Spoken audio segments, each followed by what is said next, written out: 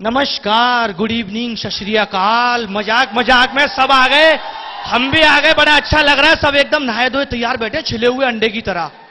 एक बात मैं आपको बता दूं, सब लोगों ने प्यार के बारे में बहुत कुछ कहा। मैंने सोचा यार मैं भी प्यार से ही स्टार्टिंग कर लेता हूं। अपने हिंदुस्तान में जो प्यार है ना, वो पार्कों से ही शुरू होता है। और पार्क में एक लड़का एक लड़की बैठे हुए हैं। एक बार मैं बैठा हुआ था, माली आ गया, बोले क्या कर रहा है झाड़ में छुप के। मैंने कहा कुछ नहीं कर रहा हूं। तो बोले लड़की का टाइम क्यों वेस्ट कर रहा है, इसे घर जाने दे। अब ये जो मोहब्बत है ना, मोहब्बत एक ऐसी चीज है, मोहब्बत अगर आसानी से मिल जाए तो जिंदगी संभल जाए। मोहब्बत अगर आसानी से मिल जाए तो जिंदगी संभल जाए। मोहब्बत अगर मिलकर बिछुड़ जाए तो जिंदगी भर का रोग लग जाए। इस प्रेम के रोग। मेरे एक दोस्त है, पड़ोस में रहते हैं, दुर्गा साहब। एकदम लीचड़ किस्म के इंसान है। इतने सुनो तो मेरी बात, इतने से पैदा हुए थे, उनके बाप ने उन्हें रुआबजा की बोतल में रखा था, स्विमिंग पूल समझ के ऐसे ऐसे तैरते रहते थे।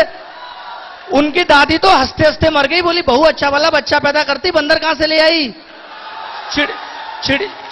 चिड़ियाघर में जाते हैं, बंदर हड़ताल कर देते हैं, बोले यार हमें अंदर कर रखा है, ये बाहर कैसे घूम रहा है। मैंने दुर्गा साहब से पूछ लिया, मैंने कहा दुर्गा साहब आपके कितने बहन भाई हैं। बोले मैं अकेला हूं। मैंने कहा ये कैसे। बोले यार मैं घर से बाहर खेलने ही नहीं जाता था। समझ में आ गया ना। अब दुर्गा, और सुनो तो दुर्गा साहब के 8-8 बच्चे, एक ही कमरा है। उनकी बीवी रात को चिल्लाती हैं, बोले बेटा सो जा, तेरे बाप को सुबह ऑफिस जाना है। मैंने कहा यार तुम्हारे 8-8 बच्चे करते क्या हो। बोले यही करते रहते हैं। मैंने कहा यार एक बात बताओ, तुम्हारे घर में एक ही कमरा है, पता है इनके बच्चे कैसे सोते हैं। बेड के ऊपर बेड के ऊपर बेड के ऊपर बेड लगा के सोते हैं। नीचे वाला बच्चा सुबह मां को कह रहा होता है, मां मैं आज स्कूल नहीं जाऊंगा, रात भर बारिश होती रही है। और दुर्गा, अब एक बात बताओ, देखो मेरी बात सुनो। यहां पे पहले क्या था, सेमेस्टर हमारे बहुत लेट चला करते थे, मतलब बीटेक की डिग्री थोड़ी लेट मिलती थी। मैं सोचता था यार अच्छी यूनिवर्सिटी में आ गए, कम से कम इसी बहाने घर से खर्चा मिलता रहेगा, लेट यूनिवर्सिटी होगी। अब Atul sir, Katiyar sir, Manoj sir ने इतनी मेहनत करके सेमेस्टर को क्या है ना टाइम पे ले आए। अब तो बड़ी दिक्कत है भाई, बीटेक वाले इंजीनियर ऐसे ही घूम रहे हैं, ट्रेनों में मिल जाते हैं। सीएस के 5 इंजीनियर चढ़े, बोले भाई साहब 5 रुपए में 2 गाने डलवाओगे। ये हालत हो गई इंजीनियर्स की। तो इसलिए मैं तो कहता हूं भाई, पढ़े लिख के क्या करना है, आखिर एक दिन सबको मरना है। 4 दिन हंसी खुशी से झीलो, अगले जन्म में फिर नर्सरी से पढ़ना है। और अब तो मेरी बात तो सुनो, अब तो नर्सरी भी नहीं रहेगी। पहले जब आप लोग पढ़े होगे तो फर्स्ट क्लास से पढ़े, फिर केजी, एलकेजी, यूकेजी, नर्सरी। अब क्या होगा, प्री बर्सरी। बच्चा जन्म से पहले ही पढ़ के आ रहा है, मां के पेट से ही एबीसीडी सीख के आ रहा है। अल्ट्रासाउंड से पढ़ाई हो रही है, बोले बेटा पढ़ो। ए बी, गुप्ता जी का बेटा पेट में 3 महीने का, ए से जेड तक सुनाता है। आपका बच्चा कल परसों में बाहर आने वाला है, ए से सी तक नहीं सुना पा रहा है, कैसे पढ़ेगा। अब क्या है ना, मां भी चिंता कर रही है, बोली यार मेरा बच्चा कैसे पढ़ पाएगा। अब जब बच्चे में आप पेट में इतना ज्यादा लोड डालोगे तो बच्चे कैसे पैदा होंगे। पहले 2.5 किलो के बच्चे पैदा होते थे, अब 100 ग्राम के पैदा हो रहे हैं बच्चे। मां पर्स में ही लिए घूमती है, आपका सोनू नहीं दिख रहा, बोले सोनू पर्स में।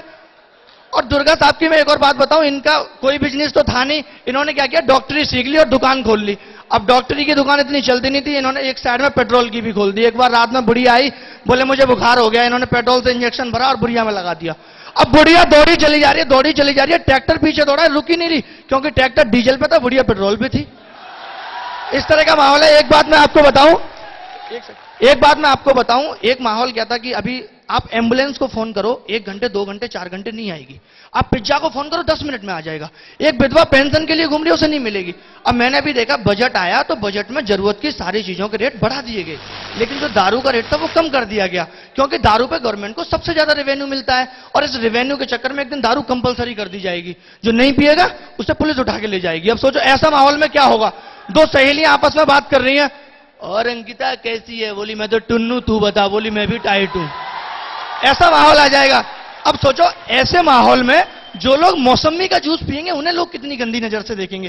बोले छी मौसम्मी का जूस पीता है, मर जाएगा एक दिन मौसम्मी का जूस पी पी के, बीबी बच्चे अनाथ हो जाएंगे तेरे। अब ऐसा मौसम्मी का जूस पीने वाला आदमी सही में मर गया। अब उसकी बीबी भी रो रही है मैयत पे, मना करती थी मौसम्मी का जूस मत पी, नहीं माना, अब मर गया। बच्चों को पैक बना बना के कौन देगा। अब उसकी मैयत भी बेवड़े लोग लेके जा रहे हैं, बोले राम नाम सत्य है, मुर्दा बड़ा मस्त है।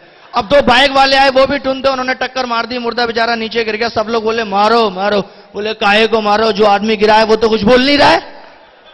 तो और दुर्गा साहब की एक और आदत है, पता है, इन्होंने भैंस को मोबाइल खिला दिया। मैंने कहा मोबाइल क्यों खिला दिया? बोले यार जब दूध देना होता है तो मिस कॉल मार देती है। इनके बच्चे को मैंने सुबह देखा, भैंस को दूध पिला रहे हैं। मैंने यार भैंस को दूध क्यों पिला रहे हो? बोले पतला दिया था, मैंने सोचा एक चक्कर और लगवा लूं। मैंने कहा यार तीसरा मत लगवाइए वरना दही देने लगेगी।